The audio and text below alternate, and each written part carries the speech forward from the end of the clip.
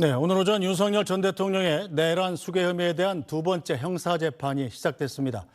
특히 오늘은 피고인석에 앉은 윤 전 대통령의 모습이 최초로 공개됐습니다. 한편 검찰은 지난 40 총선에 참여했던 김상민 전 검사를 소환하면서 김건희 여사의 총선 공천 개입 의혹 수사에 속도를 내고 있습니다. 관련 내용까지 이고은 변호사와 자세히 짚어보겠습니다. 변호사님 어서 오세요. 안녕하세요. 네, 오늘 오전 10시죠.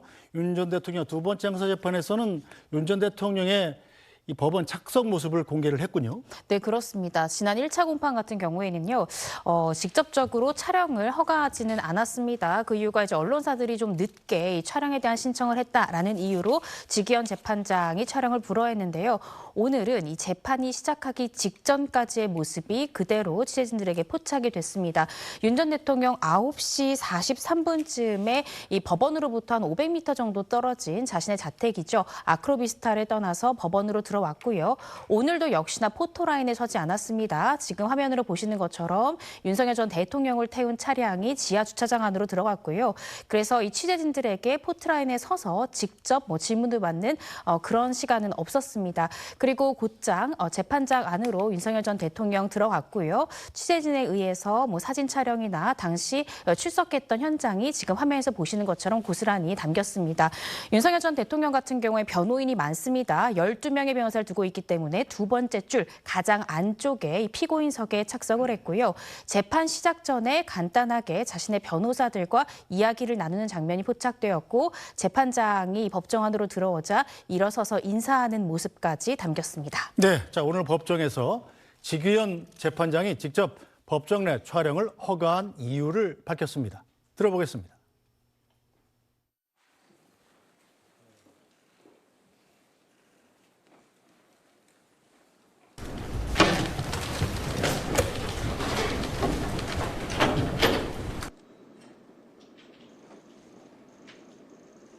언론기관 등이 법정 촬영 신청을 했습니다. 국민의 관심과 알 권리 등을 고려해서 이전 유사 사안 준비와 마찬가지로 공판 개시 전에 한해서 법정 촬영을 허가했음을 알려드립니다.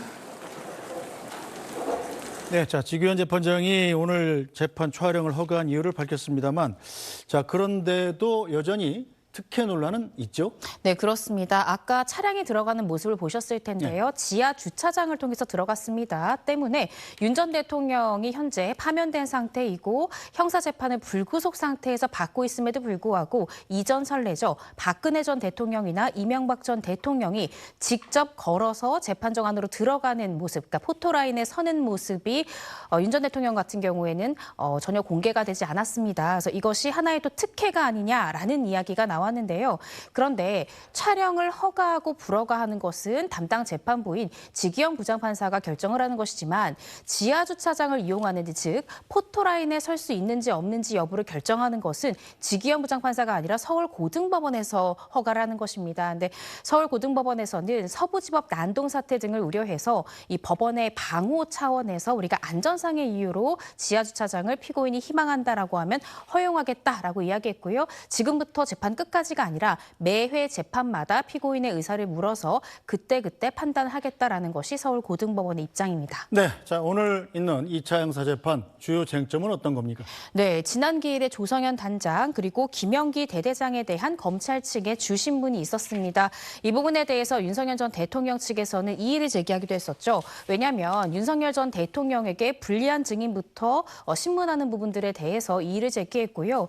또 이들 같은 경우에는 계엄군으로 동원이 됐던 현장에 파견이 되었던 지휘관들입니다. 즉 윤석열 전 대통령으로부터 직접적인 지시를 받은 사람이 아닌데 왜 하부에 있는 이들부터 증인신문하는 것이냐, 이것은 여론재판이다라는 취지로 이의를 제기하기도 했습니다.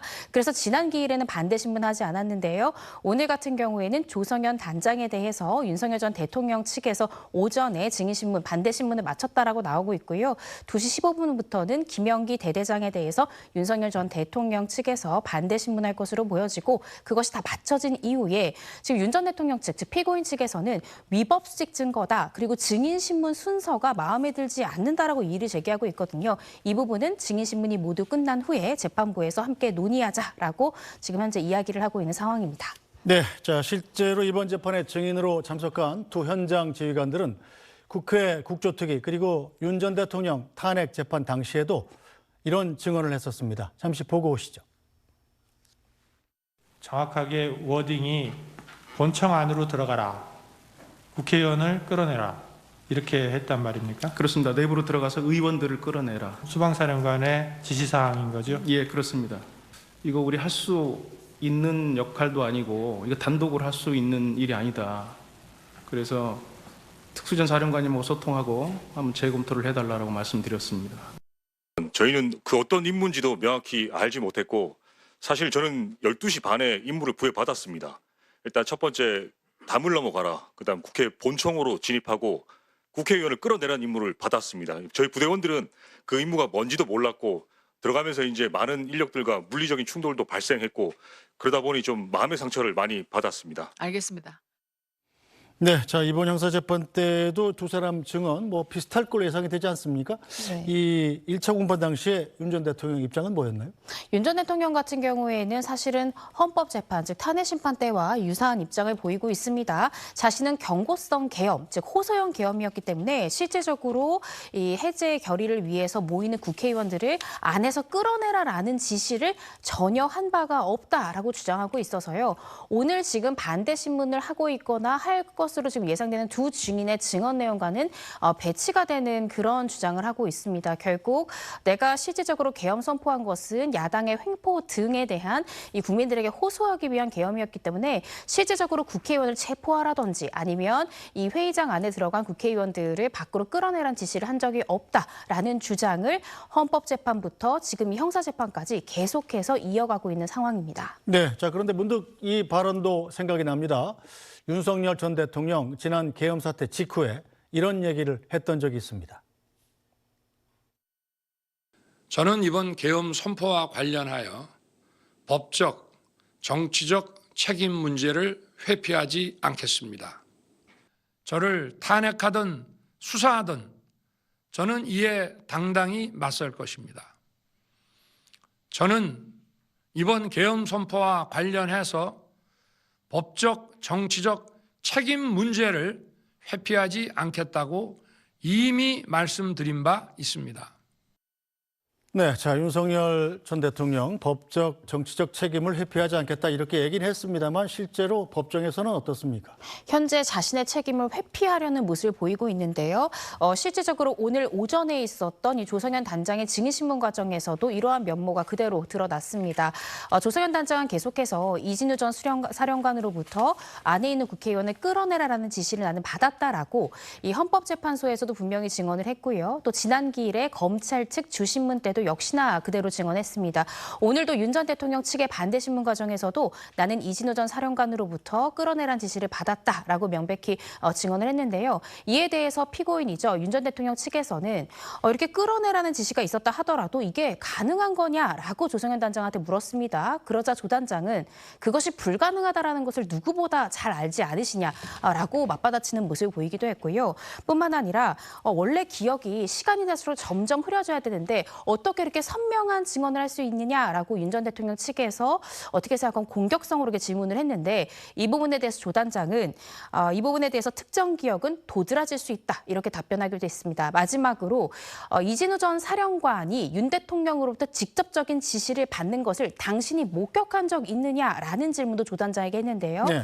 조 단장은 당연히 이 부분에 대해서 목격한 적은 없었겠죠. 그래서 이러한 질문을 봤을 때 현재 피고인인 윤 전 대통령 측의 주장은 이런 것 같습니다. 전략은. 즉 내가 지시를 한 인물은 이진우 전 사령관이지 조성현 단장이 아니라는 거죠. 즉 그래서 이진우 전 사령관으로부터 조성현 단장이 설사 끌어내라는 지시를 받았다 하더라도 내가 이진우 전 사령관한테 지시한 내용과 충분히 다를 수 있다. 이 점을 지금 현재 공략하고 있는 것이 아닌가 싶고요. 그렇다라고 한다면 이진우 전 사령관도 아마 검찰 측 증인으로 또 출석을 할 것입니다. 이진우 전 사령관의 진술이 앞으로 굉장히 또 중요한 가치를 갖는 증인신문이 될 것 같습니다. 네, 자 특히 지난 1차 공판 때 주목받았던 게 윤석열 대통령이 직접 나서서 93분간 스스로 변론을 한 장면 아니었습니까? 이번에는 어떻습니까? 지금까지 나온 보도 내용에 따르면요, 윤 전 대통령이 직접 마이크를 잡고 증인신문을 했다 이런 보도까지 나오고 있지 않습니다. 아마 지난 기일에 이 검찰 측이 진술하는 과정 중에도 윤 전 대통령이 끼어들고 이런 모습을 보여서 재판부가 제지하기도 했다 이런 보도 내용이 나오기도 했는데요. 사실 지난 기일에 주된 어떻게 생각하면 이 재판 절차는 이 검찰의 공소사실의 요지를 낭독하고 그 공소사실 부분 중에 피고인인 윤 전 대통령이 어떤 입장을 취하고 있는지, 즉 피고인의 입장 확인이 주된 공판의 진행 내용이었습니다. 따라서 윤 전 대통령이 직접 자신의 입장을 피력할 만한 충분한 이유가 있는 공판 기일이었는데요. 오늘은 증인신문이기 때문에 그것도 반대신문이고 윤 전 대통령 측이 어떻게 생각하면 좀 불리한 증인을 반대신문하는 자리이기 때문에 윤 전 대통령이 직접 질문하기보다는 자신의 변호인을 통해서 질문을 하는 선택지를 선택한 것으로 보여집니다. 네, 자 남아있는 핵심 쟁점은 그럼 또 어떤 게 있나요? 네, 아마 오늘 오후에 이제 증인신문의 순서랄지 위법적 증거 여부에 대해서 재판부와 논의할 것으로 지금 이야기가 나오고 있는데요. 이 부분이 굉장히 중요합니다. 현재 일각의 보도에 따르면 검찰 측이 신청한 증인은 38명이다라는 보도도 있고요. 앞으로 신문해야 될 증인이 500명 이상이다 이런 보도가 함께 나오고 있습니다. 그래서 시청자분들께서는 그러면 증인이 몇 명 나올 것인가, 왜 이렇게 다른가 이 부분이 궁금하실 수 있는데 현재까지도 이 피고인인 윤 전 대통령은 아직 7만 페이지에 대한 증거에 대한 의견을 밝히지 않았습니다. 네. 피고인이 일단은 어떤 증거를 부동의하는지를 밝혀야 검찰에서는 부동의한 증거, 이 진술한 진술자를 증인으로 신문을 하는 것이거든요. 그런데 아직까지도 윤석열 전 대통령은 이 증거에 대한 의견을 밝히고 있지 않기 때문에 검찰에서는 우선은 어떤 사람을 증인으로 불러야 될지가 알 수가 없기 때문에 가장 주된 증인 38명만 먼저 검찰 측 증인으로 신청을 한 상황이고요. 아마 오늘 오후에 이제 윤 전 대통령 측에서 증거에 대한 의견을 밝힌다면 그중에 수백 명의 어떻게 생각하면 윤 전 대통령 측에 불리한 수사 단계 때 진술을 했던 증인들을 추가 신청할 가능성이 대단히 높지 않을까 싶고 네. 이에 따라서 과연 이 수사 과정이 적법했는가 위법했느냐 이 부분에 대해서 오늘 짧게 논의를 하겠지만 이후에도 공판 과정 중에 계속해서 이 수사의 적법성, 위법식 증거 여부가 중요한 쟁점이 될 것 같습니다. 네, 자 그럼 앞으로 공판은 어떻게 진행되나요? 앞으로 이 지기현 부장판사 같은 경우에는요, 나는 2주에 3회 재판을 원칙으로 하겠다라고 밝혔습니다. 물론 박근혜 전 대통령 같은 경우에는 주 3에서 4회 재판했고요. 이명박 전 대통령 같은 경우에는 주 1, 2회 정도 재판을 했습니다. 이것에 비추어 본다면 조금 횟수가 적은 것이 아닌가라는 생각이 들 수도 있는데 그렇지만 윤석열 전 대통령 현재 구속 취소가 돼서 불구속 상태인 점을 고려해 볼 때 그래도 나름대로 재판부에서는 좀 빠르게 재판을 진행하고자 2주에 3회 재판을 원칙으로 하겠다라고 이야기하고 있어서요. 오늘 만약에 윤 전 대통령 측에서 증거에 대한 의견을 밝힌다면 이제 검찰에서는 다음 기일 전에 추가 증인 신청이 이루어질 것 같고요. 그 절차에 따라서 형사 재판이 앞으로 이어지지 않을까 싶습니다. 네, 재판이 상당히 좀 길어질 것 같다는 생각도 드는데 자 이렇다면 올해 안에 1심 선고 정도는 나올 수 있는 겁니까? 더 길어질 가능성도 있고요. 더 줄어들 가능성도 있습니다. 이 모든 것을 결정할 수 있는 사람 바로 피고인 윤 전 대통령입니다.